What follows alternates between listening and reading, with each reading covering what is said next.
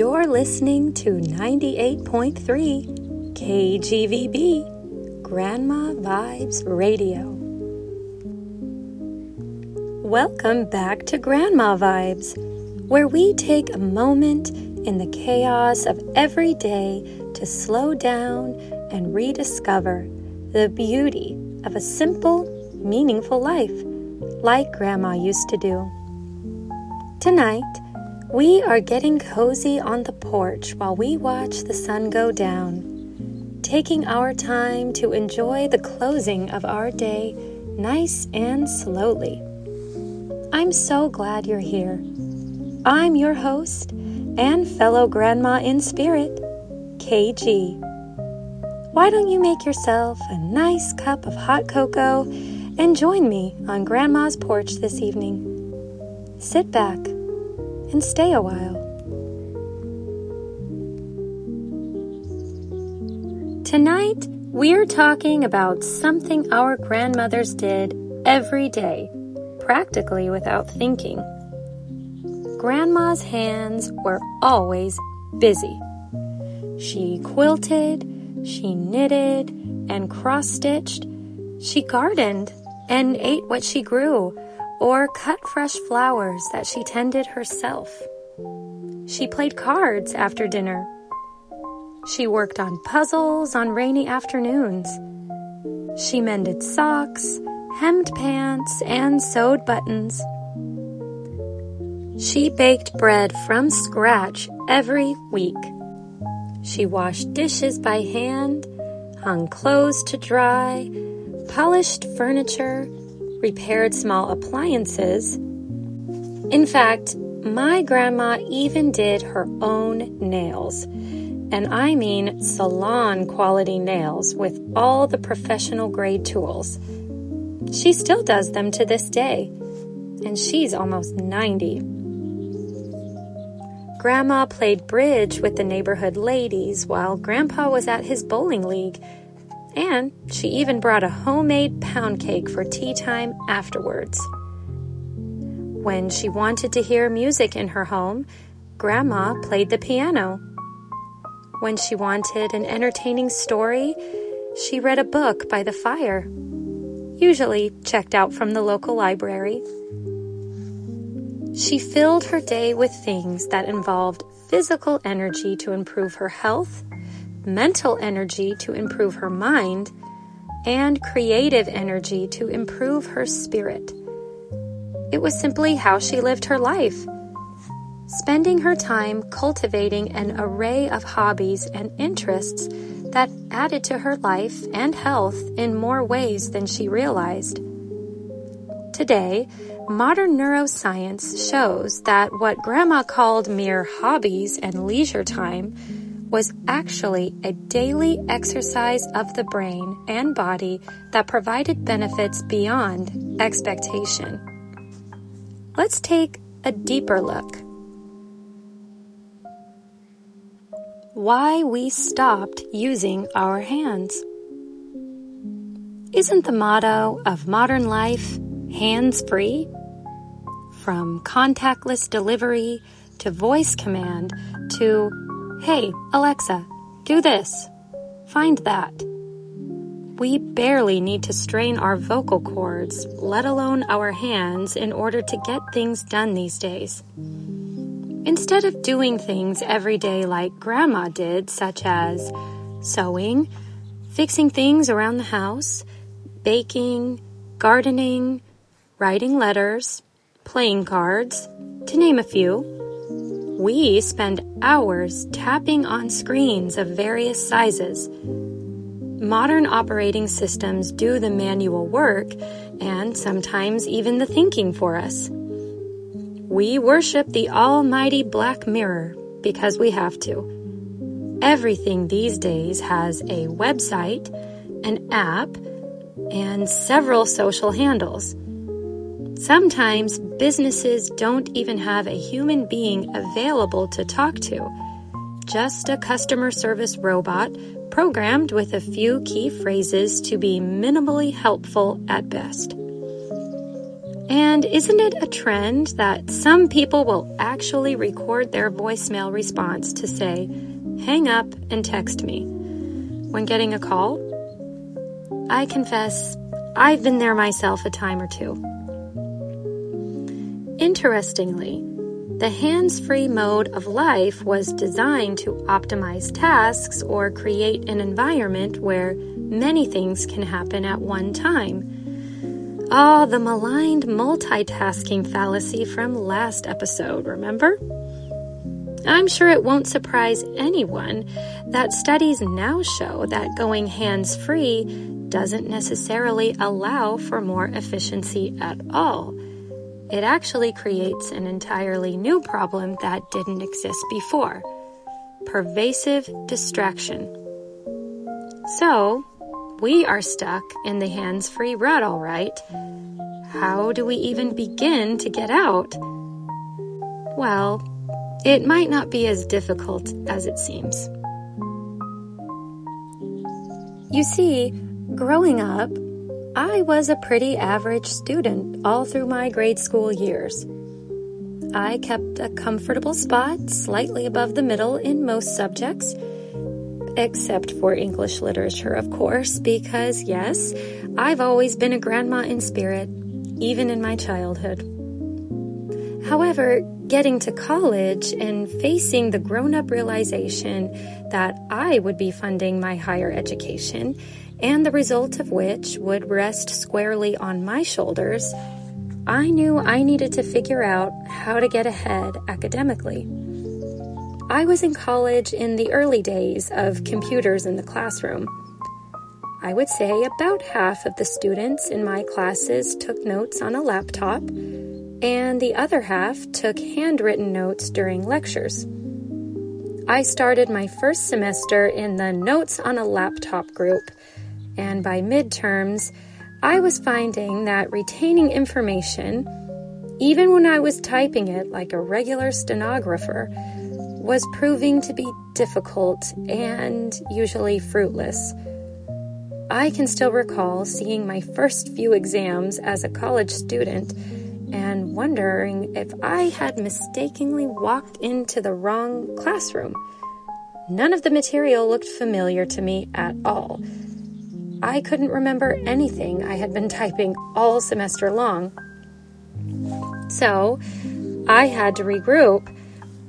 I did some intentional searching about learning styles and study habits, and I realized something strange. I learned much more efficiently if my body was physically involved in the process of the learning.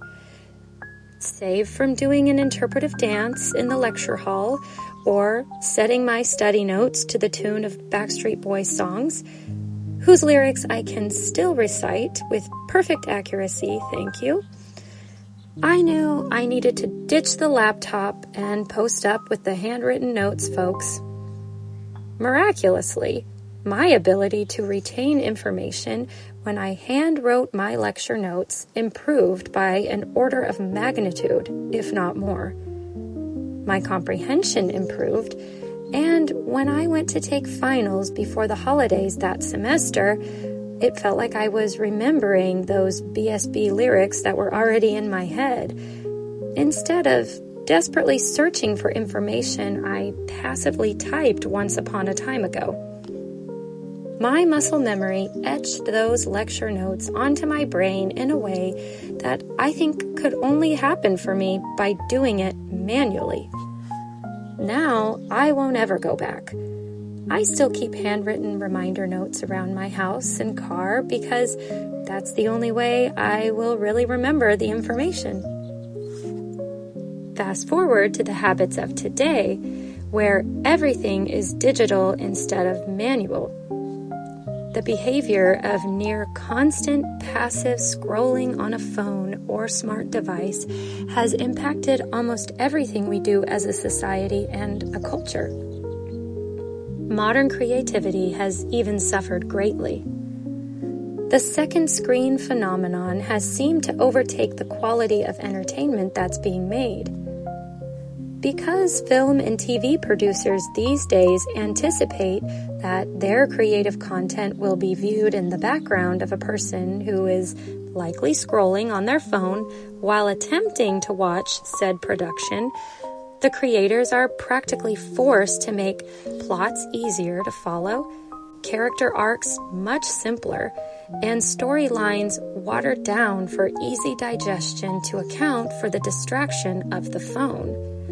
The cost of our technological prosperity and innovation is proving to be staggering culturally and creatively. Using our brain actively for leisure instead of passively. Albert Einstein said once that play is the highest form of research. Let's take the grandma hobby of knitting or sewing, for instance. Unlike scrolling, which is largely passive, crafting requires continuous engagement. When we knit, quilt, sew, or do similar hobbies that require our fine motor skills and attention to detail, we are continuously engaging our minds and hands and saying, in essence, over and over, pay attention to this fine detail. What comes disguised as a leisure hobby done to relax is actually an exercise in sharpening brain and fine motor function. When we knit or craft or do something similar, our brain is coordinating vision, movement, planning, memory, rhythm, to name just a few. It's like a gym for the brain, minus the sweat and the selfie sticks and the influencers with a ring light. Additionally, when we play cards or board games, we are not only actively engaging our brains to strategize and problem solve, we are also having a lot of fun while doing it. Dopamine is sometimes called the reward chemical in the brain and is closely associated with task completion, motivation, and achievement. While sometimes we can get a hit of dopamine briefly if our social media post gets a like, which can be reinforcing, it's also unpredictable and therefore does not last in a meaningful way. Conversely, getting a dopamine hit for strategizing in a gin rummy game with the friend group and winning game night builds confidence and intrinsic satisfaction that acts like mental scaffolding, building up a stronger sense of self and our ability to succeed. When we doom scroll for leisure, the goal is to be rewarded for being seen, but it's a flash in a pan. Cultivating grandma-style hobbies rewards us by us becoming more skilled, and only one lasts a lot longer than an Instagram story. Scientific study evidence from the Journal of Clinical Neuroscience, effect of leisure activities on cognitive and memory function in older adults. In this 2025 systematic review and meta-analysis of 23 randomized controlled trials, researchers found that leisure activities such as chess, card games, strategy games, and similar mentally engaging hobbies improved global, meaning the entire brain, cognition, memory, executive function, and overall quality of life in older adults. The researchers posed the traditionally accepted premise: as age increases, cognitive function may gradually decline. That seems to be the conclusion that most draw upon because the older we get, the more wear and tear naturally on our equipment we have. However, the researchers wanted to see if there were any measures that can be taken to subvert cognitive decline resulting from old age or improve cognitive function in aging populations. They discovered through their studies and analyses that simple leisure activities like games could actually improve thinking, memory, attention, and executive functioning like organization, time management, and decision making, to name a few. Chief among the leisure activities was mahjong, which was shown to greatly enhance cognitive function in patients with cognitive impairment. Maybe the mahjong craze over the past few years has some merit after all. The researchers concluded, some prospective studies suggest that frequent participation in leisure activities such as games appears to reduce the risk of developing dementia and even depression. What Grandma thought was her simple game of rummy with the relatives after Sunday dinner may have been why she lived such a long, robust, healthy life. Play builds cognitive reserve. The term cognitive reserve was developed by neuroscientist Jakob Stern between the late 1980s and early 1990s and centered around the theory that brains can build up a reserve of mental resilience over a lifespan, allowing some brains to continue to function with high cognition even in old age. He also theorized that a high cognitive reserve could insulate the cognitive functions of the brain, even if the brain became damaged or diseased with age. Wow. One of the strongest ways that research shows that builds cognitive reserve, other than the most obvious, which would be attaining higher levels of education, is playing strategy or puzzle games regularly. Other ways can be learning new skills regularly, especially into mid and late adulthood. Learning a new language, playing a musical instrument, reading regularly, writing by hand, regular work that requires meaningful problem solving, regular physical exercise, and having strong social relationships. Is it me, or does this just describe a typical grandma's personality to a T? Something of high importance that Stern discovered was this: cognitive reserve is not fixed at birth. It relies upon the lifestyle choices of the person and can improve and strengthen over a lifetime. Having good daily habits like the ones just mentioned, like a typical grandma had, may be one of the best things you can start to do to protect your brain. Grandma's hobbies were almost meditative. Not only did my grandma do her own nails religiously, but she also was a master seamstress and knitter. She owned exactly one movie on VHS, Con Air, because she loved Nicolas Cage, of course. And other than that movie, she watched maybe once a year at most, her leisure was spent doing. She never watched TV, and if she had a computer, I doubt she used it very much. She always had knitting needles in her hands or a puzzle laid out to work on in batches here and there. There was very little distraction in her home. Her hobbies became the time not only for her to get things accomplished with intention, but also a chance for her to slow down and be mindful for a continuous period of time. She could rest from her daily work without being overstimulated.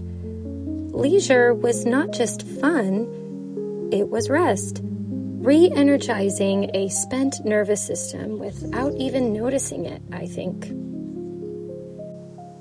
One of the greatest gifts my mother-in-law gave to my children as their beloved Grammy is the gift of her quilts. I am not exaggerating when I say that her quilting ability is otherworldly. In every room of my home now, we have a breathtakingly beautiful quilt that she made by hand just for us. The manifestation of her hours of toil and hard manual labor have become a real-life manifestation of the love she has for her family. We can literally wrap ourselves in that love and beauty.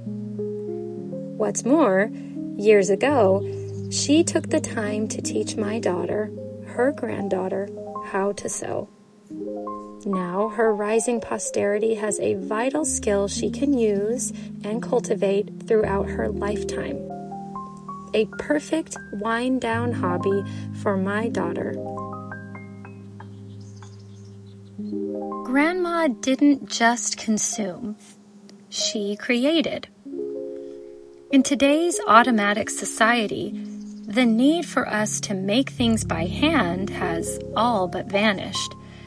And what it's cost us in return is the satisfaction we get naturally when we complete a task on our own or when we create something. The desire to create, whether it be a piece of art, a garden patch, an uplifting song on the piano, a lovely fresh-baked loaf of bread, or a cozy place for the people we love to gather together, creation seems to be a deep human need, just as much as connection is. We have traded convenience for both, and it's left us feeling empty and unfulfilled, and we don't seem to really understand why or how to remedy it. We modern folks have become strict consumers only. There is not need to create or make for ourselves. It's all just available to us, all the time, and usually in bulk. Grandma's only option was to make things herself, usually by hand. There simply was not another way for her. Things took longer and happened slower, but she had a sense of accomplishment that she was rewarded with daily. A sense of peace and calm. She was invested in the economy she was consuming from because she was also adding to it, not just taking. I think when we achieve that balance of creating equal to consuming, that temperance of being mature enough to take only what we need and put back more than what we took, our spiritual selves get satiated and we start to heal from within.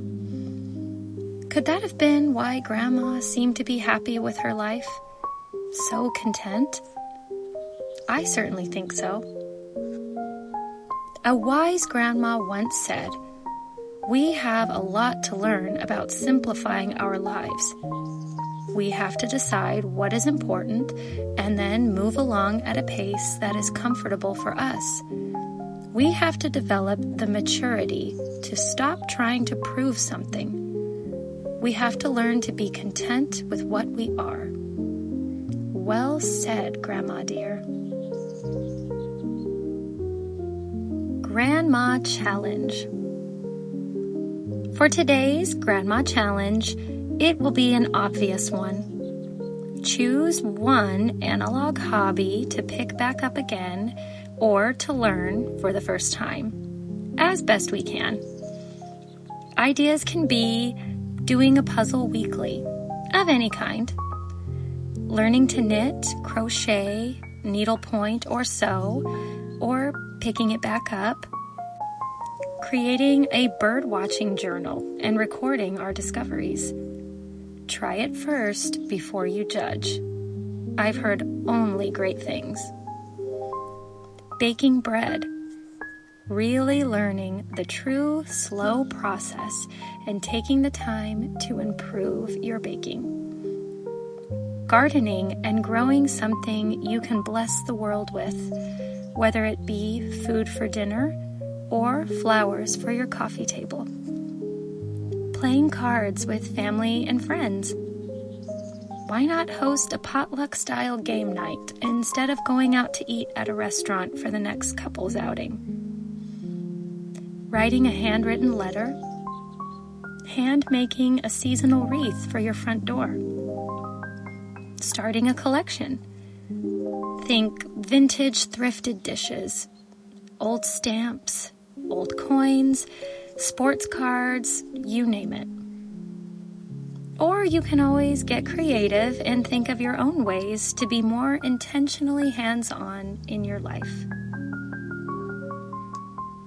In closing, maybe our grandmothers weren't trying to sharpen their brains on purpose, but they seem to understand a truth we have forgotten, that busy hands often create peaceful minds. Sometimes the best way to quiet our thoughts and wind down after a long, busy day isn't another podcast or another series binge while browsing an online boutique. It's a simple deck of cards, a puzzle waiting on the dining room table, a treasured book by the fire before bedtime, or a pair of knitting needles gently clicking away beside a hot cup of tea. Thank you so much for taking a moment to stop by Grandma's porch tonight with me and have a chat. If today's grandma vibe resonated with you, I'd love for you to join me next time when we sit down to a cup of tea and some cozy chatting again. Remember to bring your friends because all are always welcome in Grandma's house. And if you feel so inclined, please share something your grandma did or does that you admire. Maybe we can all find something that speaks to us in this beautiful community of grandmas in spirit. But always remember the wisdom of grandma when adding to the conversation. If you don't have something nice to say, consider saying nothing at all. Until next time, may we create more than we consume, use our minds and hands more often, and be intentional in the life we have, just like Grandma would. Very truly yours, KG.